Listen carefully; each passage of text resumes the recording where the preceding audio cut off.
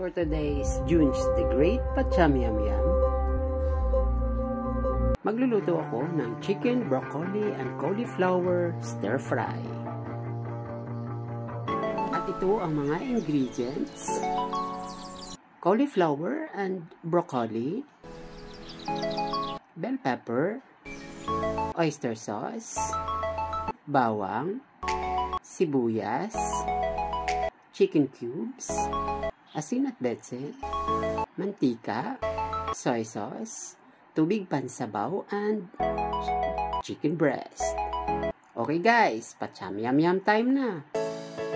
Sa lutuan, ilagay lang natin ang broccoli and cauliflower. At the same time, yung bell pepper. Lagyan lang ng tubig at pakuluan ng mga 1 to 2 minutes. Okay, pagluto na yung gulay, i-drain and set aside.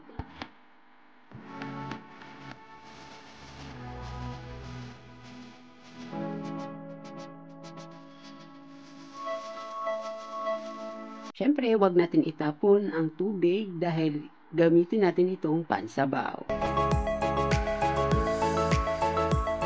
On a separate pan, okay, maglagay na tayo ng mantika. Then, pag mainit na ang mantika, syempre, ilagay na natin yung bawang.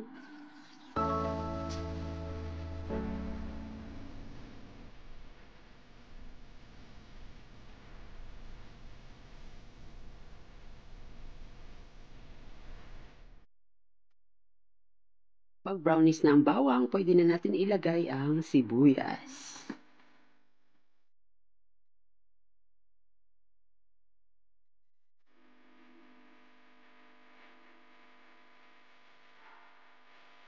Then, igisa na natin ang chicken.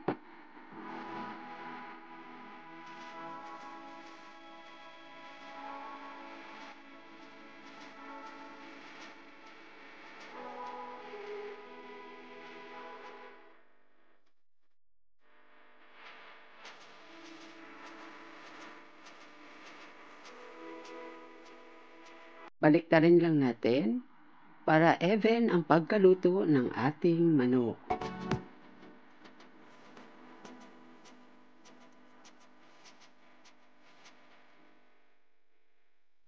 Saka idagdag ang sabaw ng nilagang broccoli and cauliflower.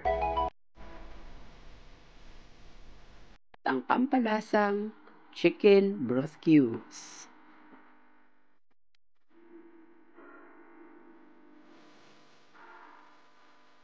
Idagdag na rin natin ang soy sauce.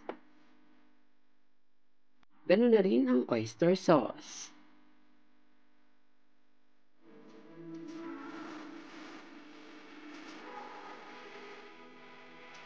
Haluin lang natin at idagdag na rin ang asin at betsin na pampalasa. Guys, pakuluan lang ito hanggang sa lumambot at kumunti yung sabaw. Then, pagluto na, pwede na natin idagdag yung gulay na broccoli and cauliflower with bell pepper. Pakuluan lang natin ng mga 1 minute and ready na to serve.